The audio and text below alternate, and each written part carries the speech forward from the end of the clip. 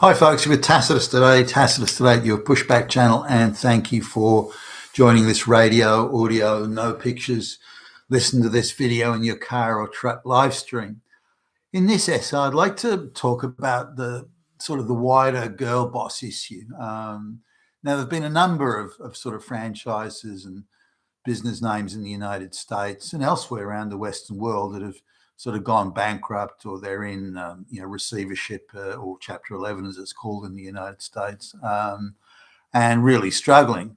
And you look at the girl bosses they've hired and the radical sort of feminist DEI rainbow people agenda these girl bosses have implemented, and it's been hugely destructive to the brand and to the business. And yet corporate America, in fact, corporate Australia, Britain, Canada, it just keeps right on doing it. Now you sort of make, well, hey, hold on a minute.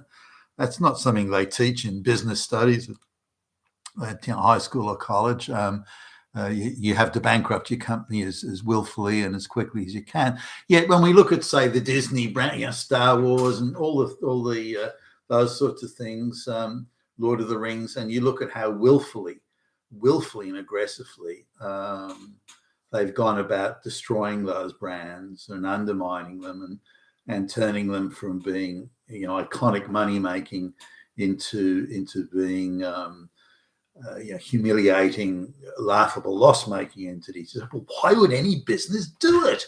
Now there's a wider globalist issue of propaganda pushing here, and these companies are getting a lot of help in the background to offset their losses, whether it's accelerated tax write-offs and donations being money laundered through NGOs and that sort of thing.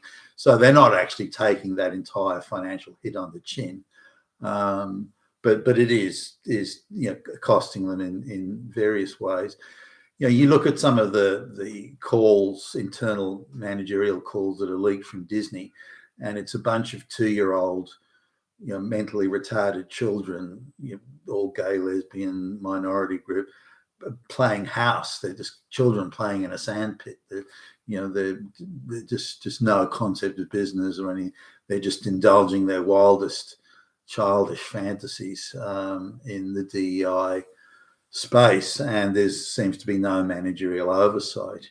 And you look at the sort of people that Disney's putting on to, Kathleen Kennedy, for example, presided over what seems like an endless string of disasters, yet they keep her on. Not only that, they give her more projects to destroy, more brands and franchises to destroy, or to more thoroughly destroy them. So we need to accept that this is not just some accident that somebody with the wrong skills or no skills or no ability gets put into the role. This is quite willful and purposeful. You probably noticed that every brand or every movie or every franchise where white men sort of gather together, if you like, to enjoy the entertainment or computer games, anything that involves white men getting together, or men, or particularly white men getting together, must be destroyed and undermined. So it's not simply a case of destroying the brand. It's a case of, look what we can do to what you hold dear.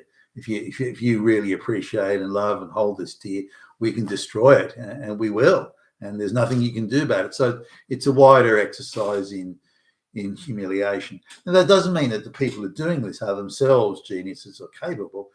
Even in their attempt to fuck things up, they fuck it up. So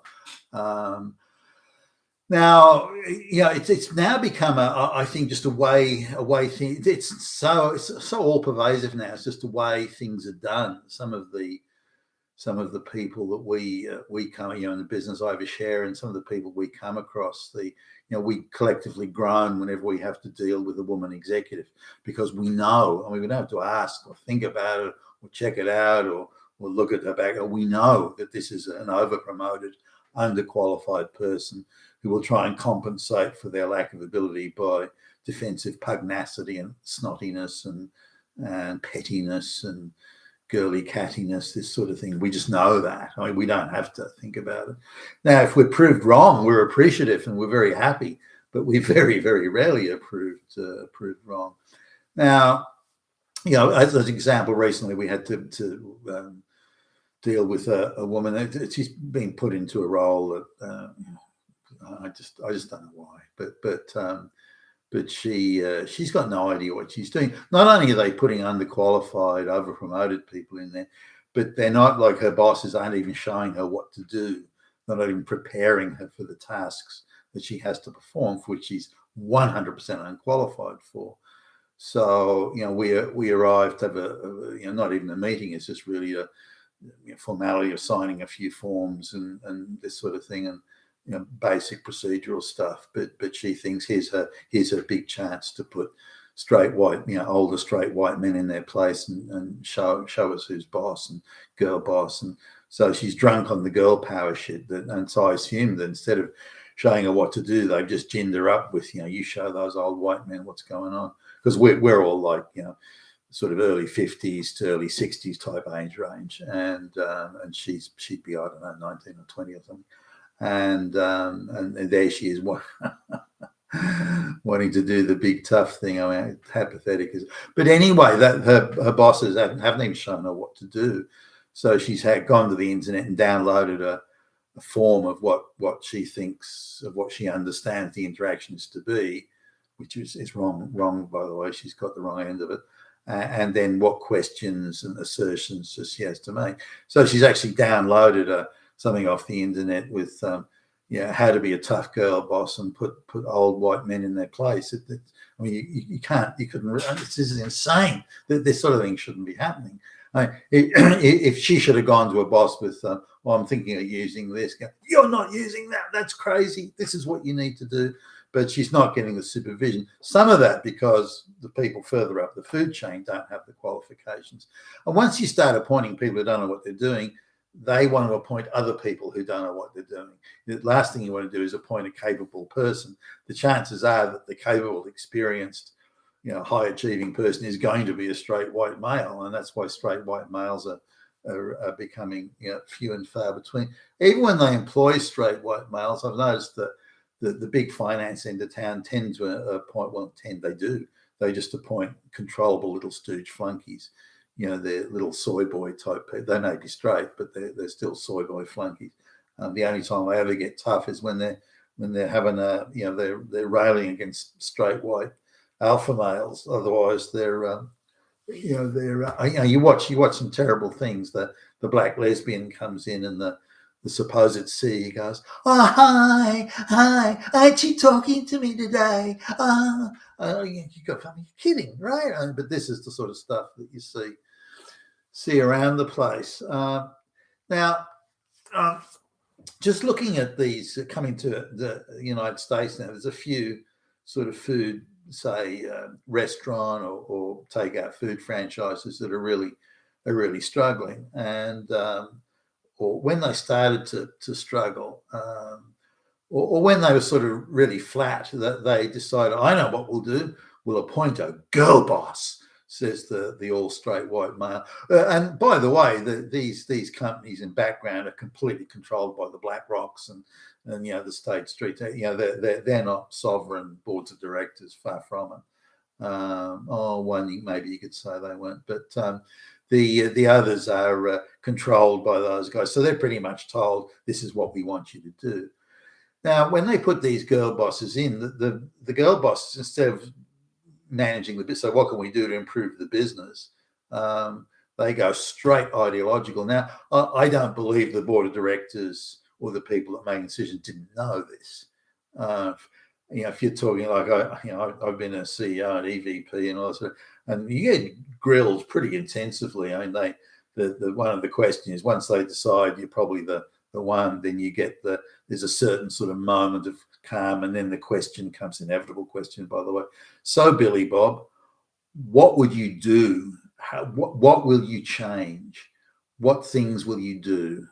What are you going to do when you come in the door? What will you do on the first day, and so on? So you get those sort of questions, a lot of them. Those are from sovereign boards of directors, but really any board of directors, you want to have some idea of what the person's going to do, so you're prepared for it, and so on. So I don't doubt these women. Well, I'm going to go DEI. I'm going to have lots of gay lesbian flags everywhere. I'm going to get rid of all the straight white men. I'm going to put black lesbians in all the key positions. I'm going to DEI. It's going to be race gender quotas. It's da da da da. Everyone's going to have to read Karl Marx every day. They'd be saying this.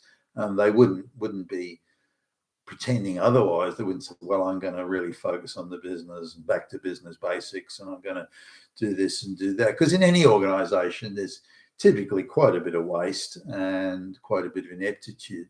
So if you correct the waste, correct the ineptitude, and try and innovate in terms of, well, if you're restaurants, different sort of food or different types of service in the restaurant, and so on, then you can make a big difference and possibly turn things around. So, but these women, these girl bosses are kind of, I'm going to do DEI, I'm going to do black lesbians, I'm going to do, and the board of directors go, okay.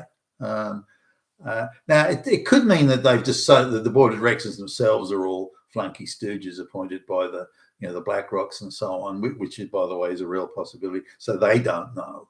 They've got no idea what they're doing. So they think, oh, well, DEI, rainbow flags. Okay, well, why don't we give that a try?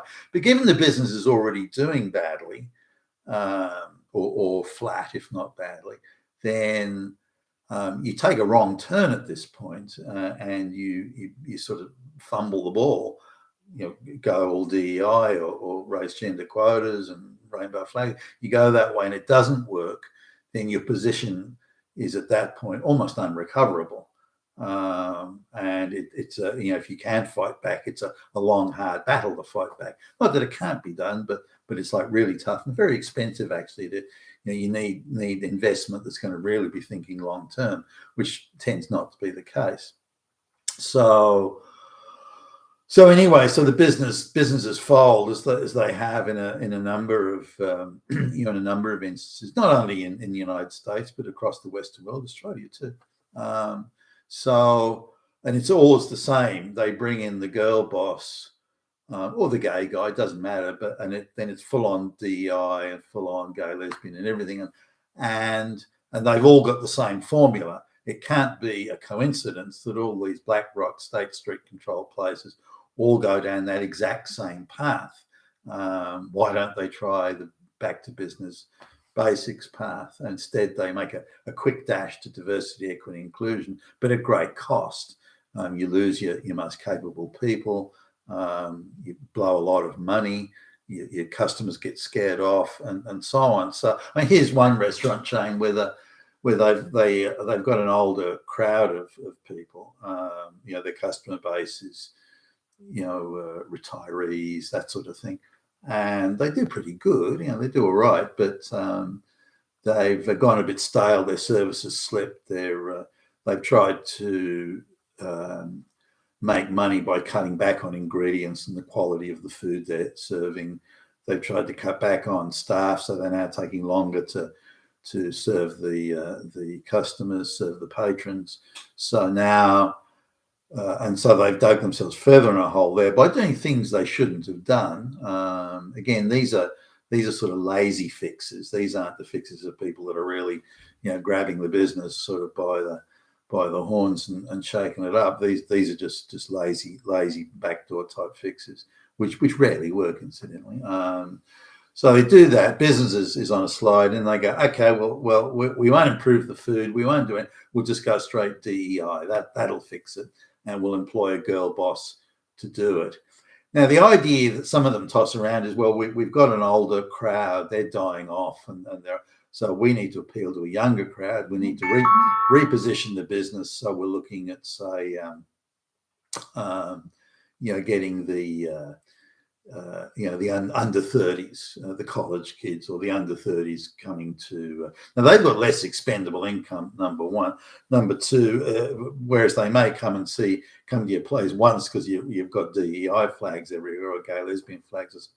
They might come one, but ultimately it's still the price and the food that's going to get them to come back. So really, all roads will lead back to that at some point. Putting the glitz aside for a quick hit. So, but that's something that they don't do. They're employing. I think the employing of these girl bosses is willful, as in Kathleen Kennedy and so on at Disney. I think it's willful. I think it's purposeful. And I think it's part of, the wider Larry Fink, WEF, globalist, Klaus Schwab sort of thing of how they're going to change society, change business, change the world. Now, I noticed there was a takeout, or sort of restaurant, smallish restaurant chain in Australia, and as the business generated less relative profit to investment, because in their model they kind of did a property ownership lease back sort of gig. So the property that the restaurants were on became more valuable. Like you can build an apartment block and make more money in just that transaction of building, get rid of the restaurant, build an apartment block on the land. You can make more money from that than you can for 15 years of running the restaurant. So why would you run the restaurant? It's hard work and takes a lot of managerial skill and intense focus to bring the business back to profit. It can be done, but it takes work. It takes top quality management to do it. So you're going to, all your senior managers are going to be straight white, high achieving, straight white males. They're the only people that can do it. But then that sends the wrong sort of wider message that the globalists don't want to send that message. They want to denigrate, humiliate straight white males. So they have to continue going down the DEI path. If that doesn't work, then get rid of the stuff and put an apartment block on there. But the point I'm sort of making up here that when a company does well, it employs more people. Those people pay taxes. They are, if the company is doing particularly well, then there are better paid jobs available there. So you get more people employed, and they have a better pay, a better salary. In the event you bring cashed up customers into the restaurant, then your wait staff are getting good tips, so you get better quality wait staff, and on it goes. And then the company pays more tax, so the wider community, everybody benefits from a successful business. Nobody benefits. Oh well, no. There are a few people who are well positioned. They're front running the whole process. They benefit from it. Like if you look at Bob Iger and all those people in the Disney or the wider franchise, they're still walking away with their gazillions on the paper. They're not suffering. So you do get a small handful of people who are facilitating the globalist project. They're doing all right, but no one else is. But if the business fails or isn't doing well, or initially not doing well, then fails, then no one's got a job. There are no taxes being paid. There's no services being delivered to the community, and so on. So there's no management learning their craft by striving to do better, deliver better product, better service. And the only way you learn that is if that's how that's how you get ahead, by doing a better job, better quality job. But if all that's gone, then we're all poorer as a result of it. We're all there's less taxes being paid. There are less well-paid jobs, which is what's happening right now. Less well-paid jobs available, and so on. And it turns out to be a fucking disaster. And we're all suffering as a result of it. You've been Tassos today, your Pushback channel. Thank you for listening.